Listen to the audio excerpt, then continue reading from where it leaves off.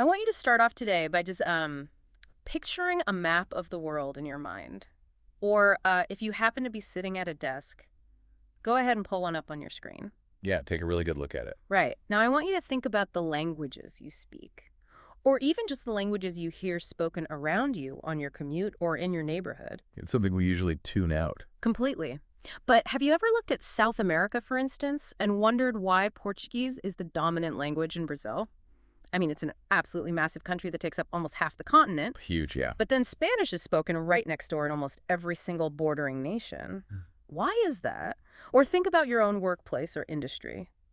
Why is English so often the default language of international business? Whether that Zoom meeting is happening between Tokyo and Berlin or Buenos Aires and Mumbai, Exactly. Why English? it is incredibly easy to take those everyday realities for granted.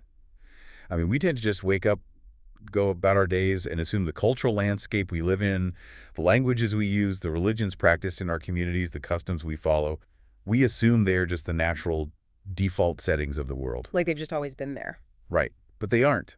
Present-day culture is essentially a ghost of past interactions. When you look at a language map, you are actually looking at a forensic crime scene of history. A forensic crime scene. I love that. And that is exactly why we are here today. Welcome to the Deep Dive. Our mission today is to decode the hidden historical architecture of our modern cultural landscape. It's a fascinating topic. It really is. We want to give you a shortcut to becoming exceptionally well-informed about why the world looks and sounds the way it does. We are pulling from some fantastic source material today. It's an excerpt titled Imperialism and the Global Architectures of Cultural Diffusion. Specifically looking at the frameworks used in AP Human Geography Topic 3.5. Yes. And honestly, once you see the mechanics behind these invisible borders, you really can't unsee them. The underlying patterns are just fascinating. When you trace the global distribution of languages, religions, and customs, it becomes abundantly clear that none of this is random. Not at all. It is the direct, lasting, and honestly sometimes chaotic result of historical forces. Specifically, we're talking about imperialism, colonialism, and international trade. Okay, let's unpack this. Because to really understand how culture spreads around the globe, we have to start by separating two words that people use interchangeably all the time, but they actually mean entirely different things. Yes, imperialism and colonialism. Right. That distinction is the bedrock of this entire topic. If we want to understand how culture diffuses across the globe, we have to define the drivers. Imperialism is best understood as the ideology. The idea behind it. Exactly. It is the underlying process, the overarching policy enacted by a powerful state to extend its influence and power over another region. And that doesn't always mean military invasion, right? No, not necessarily. That extension of power can happen through subtle diplomacy, economic pressure, or, yes, outright military force. But the key takeaway for you as a listener is that imperialism is the driving idea. It is the motivation behind the expansion. So it's the invisible force pushing outward, but then colonialism is the boots on the ground. When I was looking through our notes, a visual that popped into my head, and maybe a good way to think about it for you listening right now, is building a house. Okay, I like where this is going. So imperialism is the blueprint. It's the motive, the grand design drawn up by an architect in a capital city somewhere saying we want our influence to reach all the way over to that piece of land. Right, the plan. But colonialism is the actual construction crew showing up. It's the physical, tangible construction of the building on someone else's land, bringing in the bricks, the mortar, and the people to actually do the work. That is a highly effective analogy. Yeah. Colonialism is the physical action of establishing settlements in a foreign territory, typically for economic extraction or political gain. The actual building phase. Right. It involves the physical domination of a weaker population by a more powerful one. And when that construction crew shows up, as you put it, the cultural landscape begins to shift dramatically. And historically, this diffusion of culture has happened in massive waves, right? Primarily driven by European expansion. Just massive waves that completely rewrote the map. Well, let's get into those waves because this is where the map really starts to get redrawn.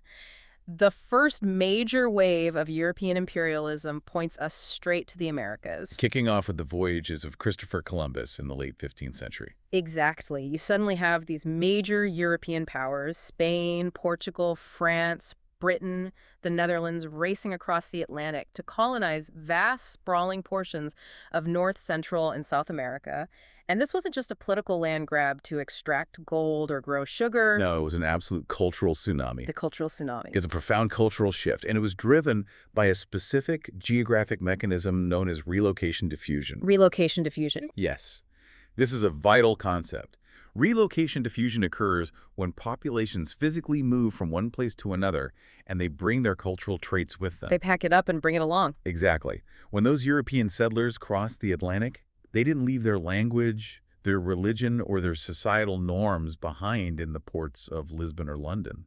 They packed those cultural elements right alongside their physical belongings. It's like unpacking your suitcases in a new house, but instead of just unpacking clothes, you're unpacking entire linguistic systems and legal codes. That's exactly what it is. And the outcomes of that immense physical movement are still staring us in the face right now. Going back to the question I asked at the very beginning of our deep dive, why do they speak Portuguese in Brazil? It all traces back to this specific colonial period. Right. The Pope literally drew a line on a map in 1494. The Treaty of Tordesillas, Giving Portugal the eastern slice of South America and Spain the rest. the dominance of English in North America, Portuguese in Brazil, and Spanish throughout the rest of Central and South America, it's the direct, unedited consequence of that wave of relocation diffusion. It is. But we must acknowledge a very critical historical reality about how that spread occurred. These newly introduced European languages and customs did not simply peacefully coexist with what was already there. No, they really didn't. Through both deliberate policy and the devastating introduction of foreign diseases, these European traits replaced or severely marginalized the thousands of indigenous languages and complex cultures that had thrived in the Americas for millennia. The cultural software was violently overwritten, and it wasn't just language, either. Religion was arguably an even more potent export. Oh, absolutely. The historical record shows that Spanish and Portuguese colonization served as the primary intentional vehicle for spreading Catholic Christianity throughout the Americas. They literally built churches directly on top of indigenous temples. Present culture truly is a ghost of past actions. The physical act of colonization rewired the cultural operating system of entire continents. But that was just the first wave. As time marches on, the focus of global imperialism pivots drastically. It does. As we move forward into the 19th and early 20th centuries, the geographic focus of European powers shifts from the Americas to Africa. Right. This period is famously and rather grimly known as the Scramble for Africa. The sheer audacity of this period always blows my mind when I read about it. We are talking about the late 1800s, where European diplomats and monarchs essentially sat in ornate rooms in Berlin, looked at a map of a continent they barely understood, and just started drawing lines. They carved up and claimed almost the entirety of the African continent. Dividing thousands of distinct ethnic groups and shoving rival groups into the same artificial borders entirely for their own economic benefit. What's fascinating here is the concept of cultural persistence. Cultural persistence. Okay, tell me more about that. Well, when those European powers eventually left, mostly in the mid-20th century after fierce independence movements, they took their flags and their colonial administrators back to Europe. But they left an indelible cultural footprint. The building stayed even after the crew left. Precisely. In many instances across Africa, the cultural traits introduced by the colonizing powers remain deeply embedded in the societal structures long after those nations became sovereign. Our research highlights an incredibly powerful modern example of this persistence: Algeria. Algeria is a perfect case study for this dynamic. Today, Algeria is a fiercely independent nation, and its official languages are Arabic and Tamazight, the Berber language. Try to. However, the French language, which was violently enforced during more than a century of French colonial occupation, didn't just vanish when Algeria won its independence in 1962. It stuck around. It did. It remains highly prevalent in Algerian higher education business and media today.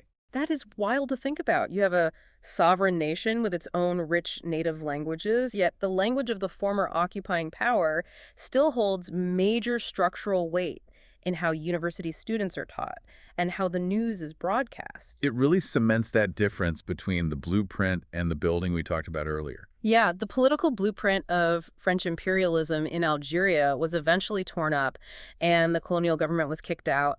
But the cultural building, the language itself, remained standing because it had been baked into the infrastructure for generations. That is the enduring power of historical diffusion.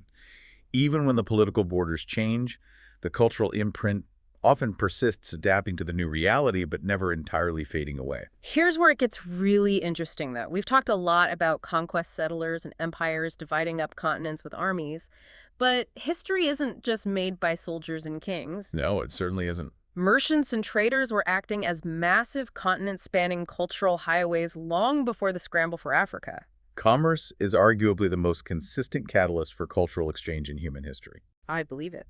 Trade routes have historically served as the arteries for the exchange of not just physical goods like textiles or spices, but for technologies, belief systems, and philosophies. Let's talk about the Silk Roads.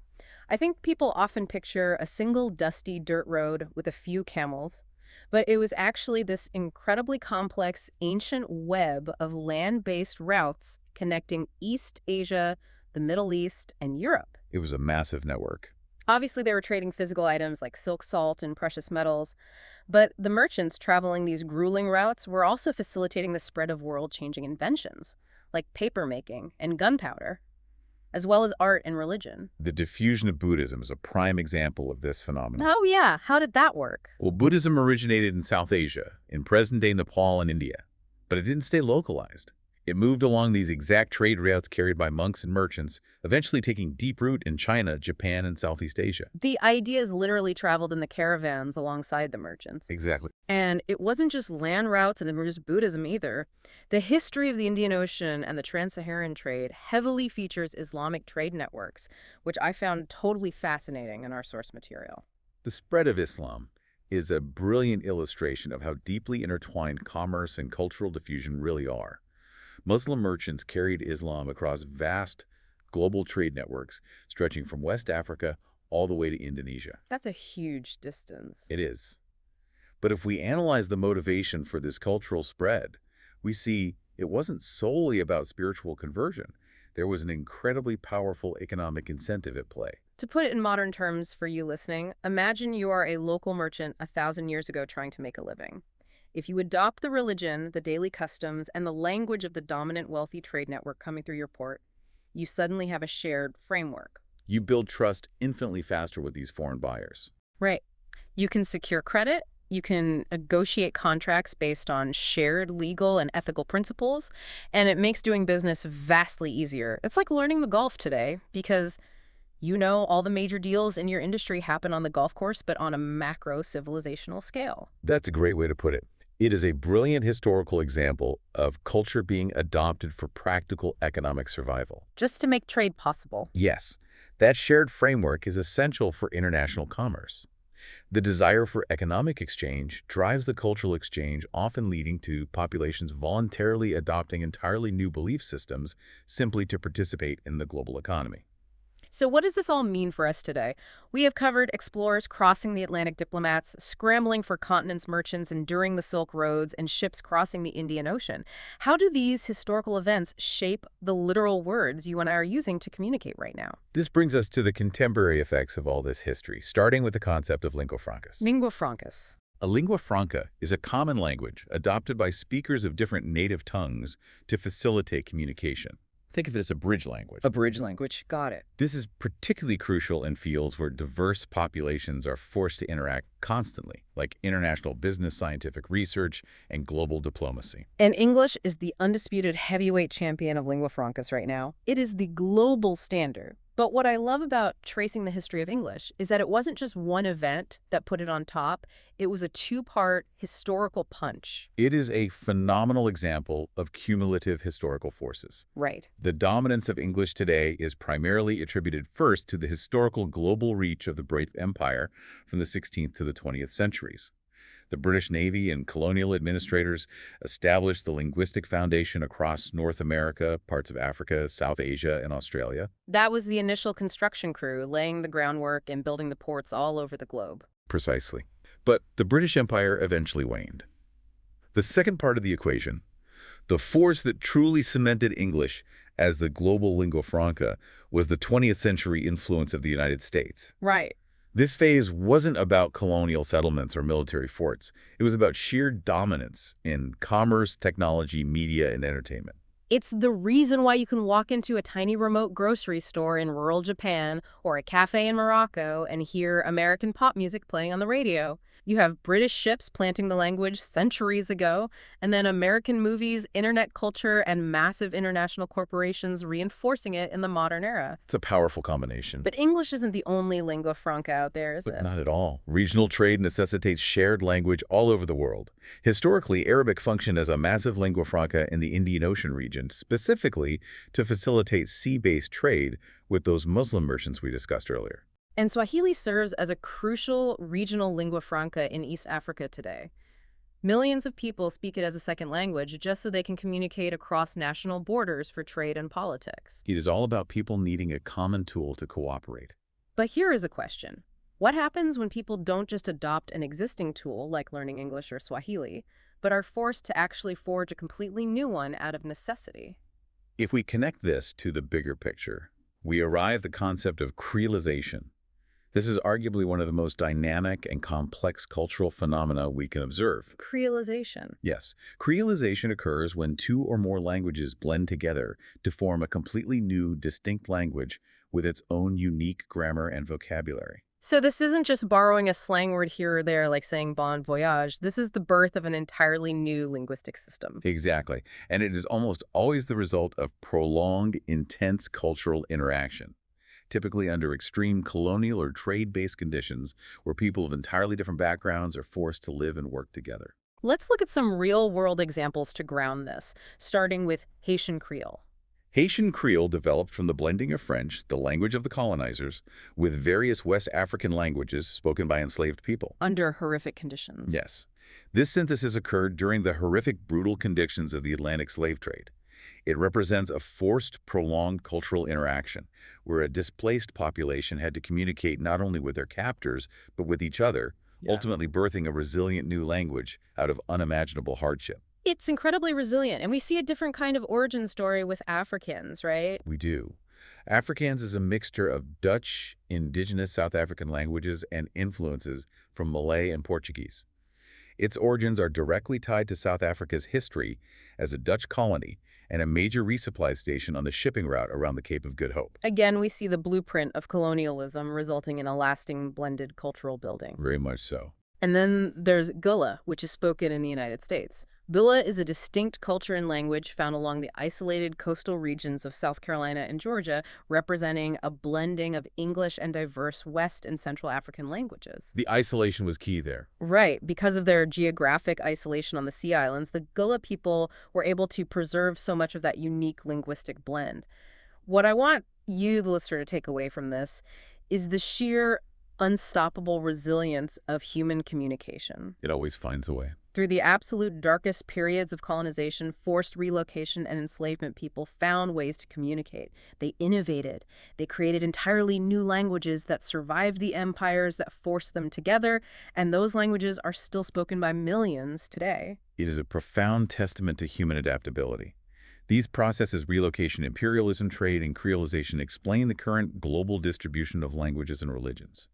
It highlights how massive global forces always interact with local human resilience to create new forms of cultural expression. So we have covered an immense amount of ground today, from Columbus to the Silk Road to the birth of new languages. But let's bring it all back to you, the listener. What is the ultimate takeaway from all this geography and history? Why does any of this actually matter to your daily life? That is the big question. It matters because every single time you stream a US-produced movie while sitting in another country, every time you send an email for international business in English, or every time you travel and notice the complex layered street signs of a foreign city, you are not just looking at the present. No, you really aren't. You are witnessing the direct living legacy of historical diffusion. You are seeing the visible scars and monuments of settlers relocating empires, drawing borders and top hats and merchants seeking new markets over treacherous oceans. Understanding these historical foundations is precisely what allows us, whether we are geographers, historians, or curious individuals navigating a globalized economy, to interpret why the modern world looks and sounds the way it does. The cultural landscape is not just a backdrop, it is a living map of human history. That living map point is crucial. This raises an important question, however, a question that builds directly on everything we've talked about, but points toward tomorrow. The history we've discussed shows us how the dominant cultural patterns of today were forged over centuries through physical movement. Right. It required settlers physically packing up and relocating colonial territories, being physically drawn and enforced by armies and physical goods like silk and spices moving along dusty trade routes. The construction crews had to physically show up with the bricks. But what does this mean for the future of cultural diffusion? We are now living in a hyper-connected digital age. Ideas, media language trends, and cultural norms can spread instantly across the globe without anyone ever leaving their living room or trading a single physical good. Wow, yeah. Are we currently undergoing a third, entirely borderless wave of diffusion? If the first two waves were defined by physical ships, sprawling empires, and geographic borders, will geography even matter to the cultural diffusion of tomorrow? That is an absolutely brilliant thought to chew on. If physical geography dictated the culture of the past, what happens to our culture when the internet removes geography entirely? Are we creating a new digital lingua franca right now? It's definitely something to watch. Something for all of us to mull over the next time we log on and instantly connect with someone halfway across the planet. We want to warmly thank you for joining us on this deep dive today. Keep looking closely at the map, keep listening to the incredible history hidden in the languages around you, and most importantly, keep questioning the world around you. We'll catch you on the next deep dive.